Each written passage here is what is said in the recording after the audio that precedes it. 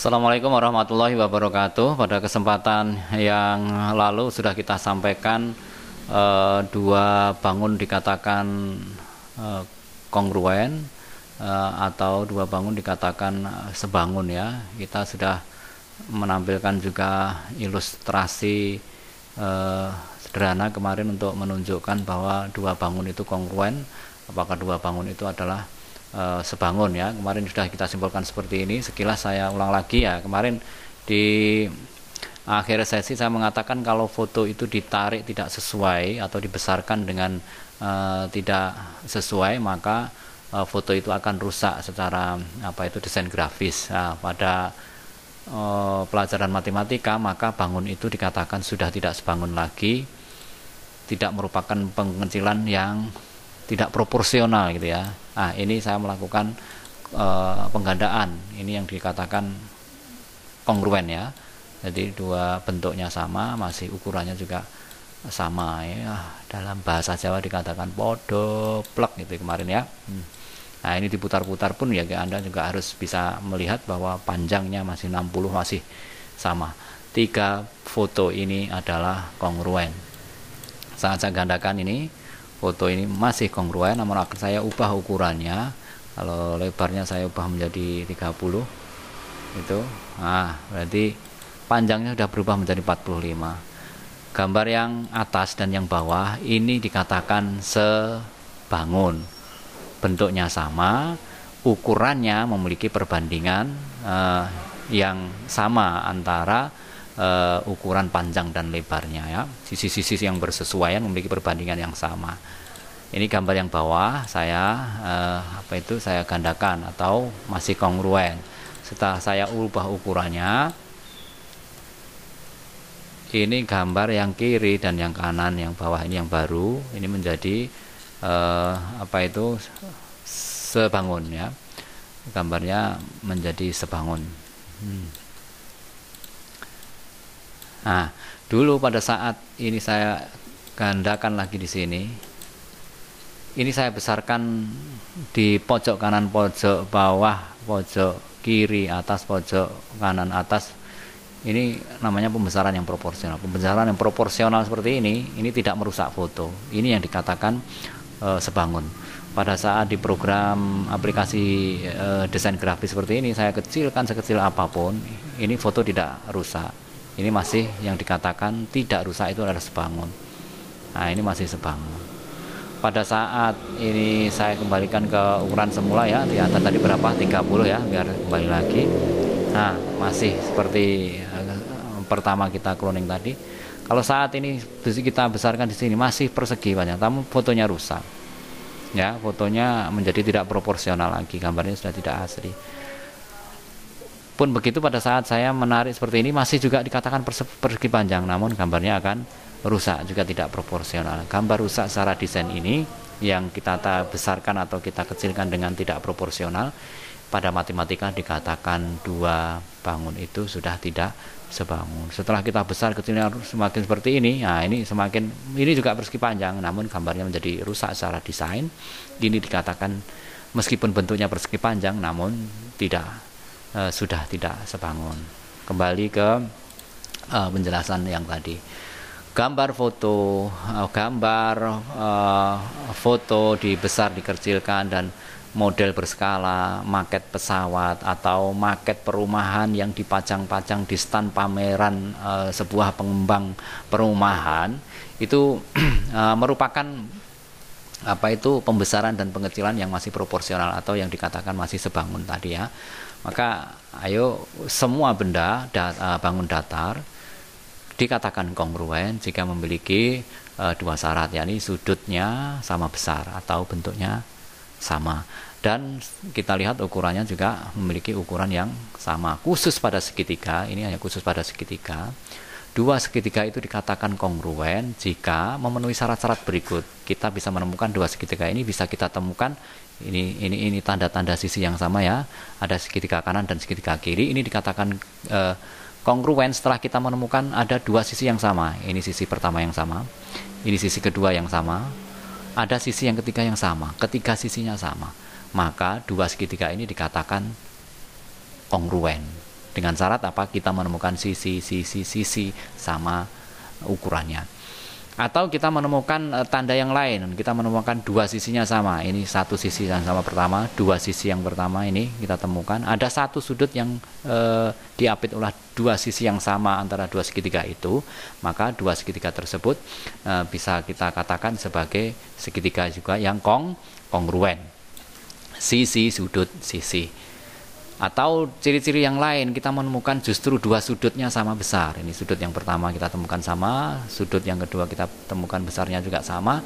Ada satu sisi dari dua segitiga tersebut panjangnya juga sama, maka dua segitiga tersebut sudah kita sebut adalah segitiga yang kongruen, yakni dengan ciri-ciri kita menemukan sudut, sisi, sudut.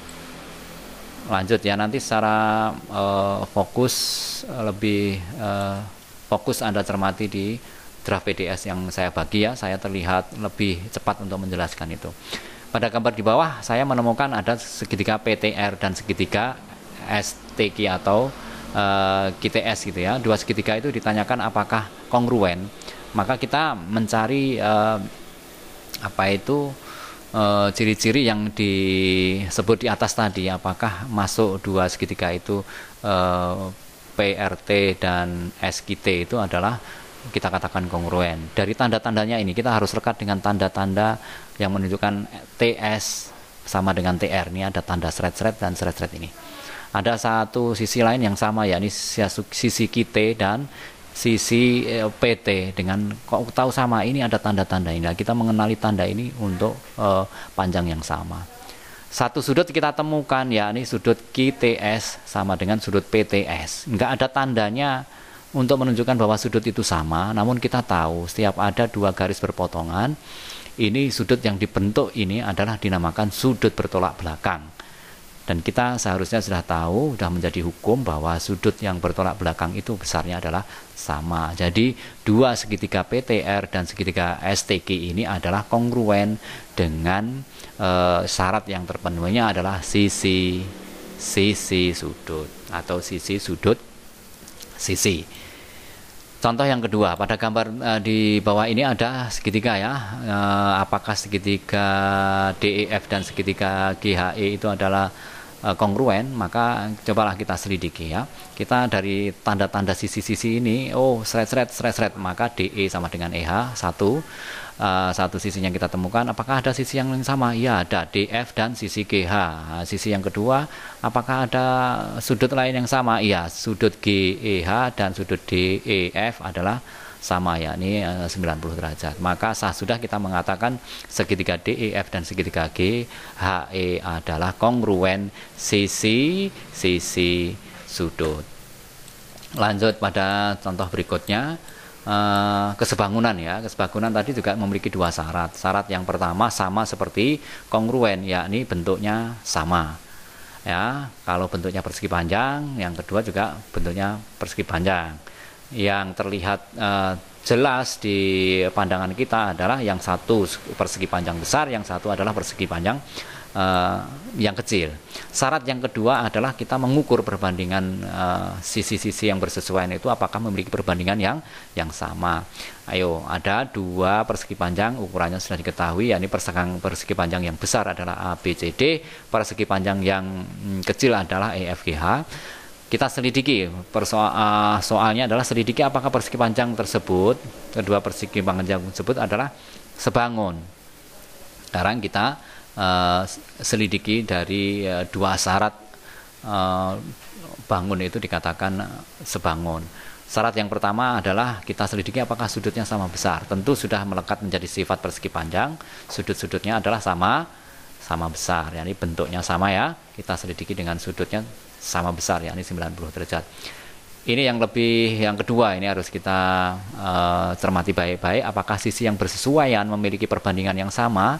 Apakah sisi AB dibandingkan EF lah. AB pada persegi panjang yang besar itu, mana sisi yang bersesuaian dengan persegi panjang yang kecil adalah sisi EF. Itu yang dikatakan sisi-sisi yang bersesuaian.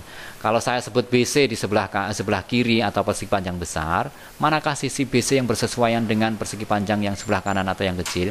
Yang bersesuaian adalah sisi FG dan seterusnya seperti itu. AB bersesuaian dengan EF, kita bandingkan AB, kita bandingkan EF, seterusnya sampai AD kita bandingkan dengan EH, sisi yang bersesuaian tersebut.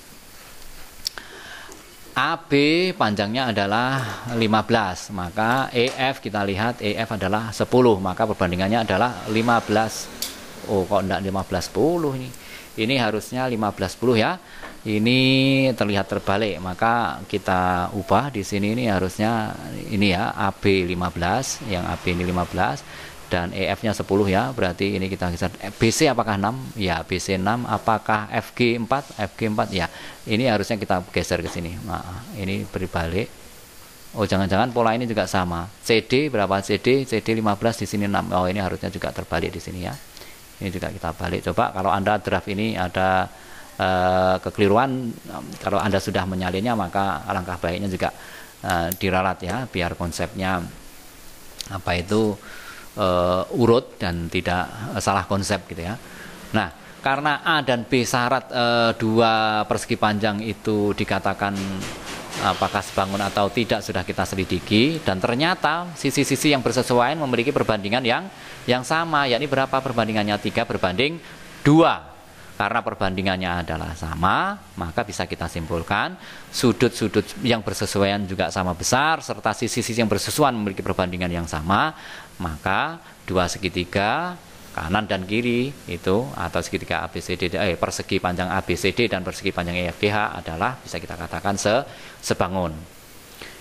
Dua syarat ini harus dipenuhi pada semua bangun datar, yakni pada apa itu bangun datar, ada persegi panjang, ada apa itu trapesium, ada segi banyak ya. Nanti ada sifat-sifat khususnya pada segitiga, kita kupas pada contoh soal yang berikutnya nanti ya. Saya akhiri dulu. Assalamualaikum warahmatullahi wabarakatuh.